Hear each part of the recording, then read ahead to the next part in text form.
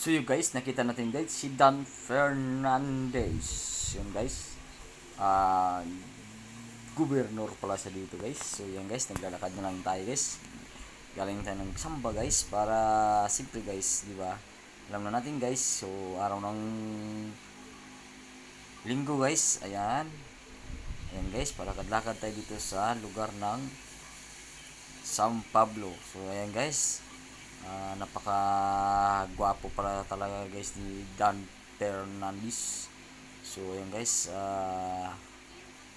nag ano na yung mga tumatakbo ng politika guys. So habang naglalakad guys, ang dami nga talagang nagano dito guys. So ayan guys, tingnan natin guys kung ano yung makikita natin sa ating paglalakad. Ayan guys, oh napakaganda talaga dito sa bukid guys. Kasi napakaganda talaga.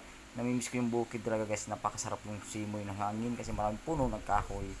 So ayan guys, napakaganda tong lugar dito. Dito lang naman to sa San Pablo guys. Ayan. So ayan guys, tingnan natin guys, oh. Marami pong nag-aabang na sasakyan. Ayan, may nag-aabang na sasakyan. Simple guys, lalakad-lakad lang tayo guys. Pero may papakita ko sa inyo guys. Nga, kung hindi pa nyo nakikita dito sa San Pablo, itong panahon na ba makikita nyo guys. So ayan guys, makikita nyo guys para tingnan natin kung bakit mayroong ditong ganito guys. Yan. So ayan guys, dire-diretso lang tayo guys ha. So ayan guys, dire-diretso lang tayo guys para may nagwawalis sa daan. So siyempre, hindi tayo basta-basta kasi ngayon lang tayo nakapadpa dito sa lugar na to guys.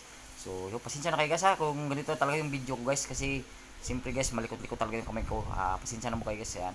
So ayan guys, oh napakaganda dito guys, oh napakaganda ng lugar guys, oh. So yun guys, di ba? Napayos. So magbata pa guys, oh.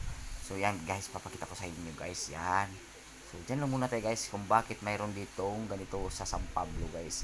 So kung makikita nyo guys yan, papakita ko na sa inyo guys. So sige, abante lang tayo kunti guys para makita nyo. Ayun guys, ayan yung ay tinatawag nila ay click dito sa San Pablo guys. So malapit lang talaga to sa bayan guys. Kung makita niyo malapit na to sa simbahan ng Katoliko, malapit na to sa simbahan ng Iglesia ni Cristo.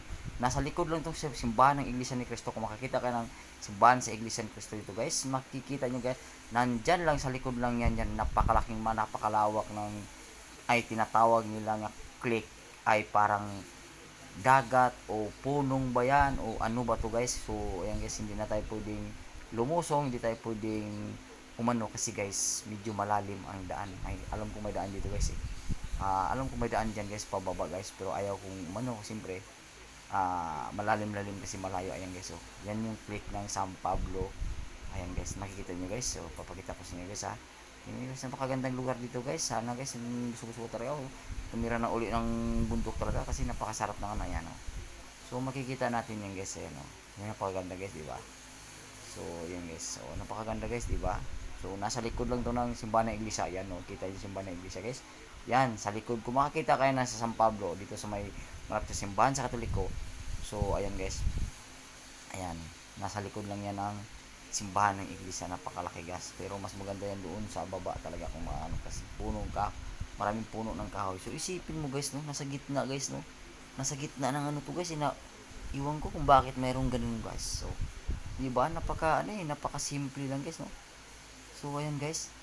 So ayan guys, ano natin dito yung bahay ng boss ko guys. Ayan, may nagwawalis kasi diyan, oh. May nagwawalis siya. Bahay ng boss ng ano ko, ng kapatid ng boss ko diyan. Ayan, ang ganda rin ng bahay nila kasi may swimming pool yan guys. So ayan guys, so pwede yata akong dumaan diyan kaya mamaya pag pasok ko dyan na ako dadaan para ano, hindi na ako iikot ng mahaba. Ayan guys, oh. Ayan, nasa likod lang ng simbahan guys, simbahan ng Iglesia ni Cristo guys.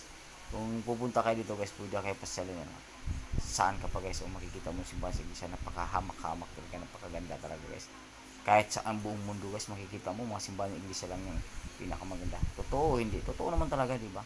Kasi sa pintura pa lang guys, talagang laging binabago yan guys, kasi alam ko simbahan talaga nila, talagang bahay sambahan ng Diyos yan, kaya hindi mo dapat pa, kaya kailangan talaga laging bagong pintura, laging bago ang loob niyan guys. So napakaganda rin yan yung simbahan sa ano guys. So ayan pa guys, siyempre guys, linggo na, araw ng linggo guys. So siyempre guys, papakita rin tayo sa inyo para ano, yan. Di ba guys? So dito lang to guys ha, sa San Pablo guys, oh, luwag-luwag guys, oh, kala mo dagat talaga, eh. Parang punong, pero ang tinatawag lang dyan ay click. So nasa gitna lang ng San Pablo guys, napalikod lang talaga ng ano dyan.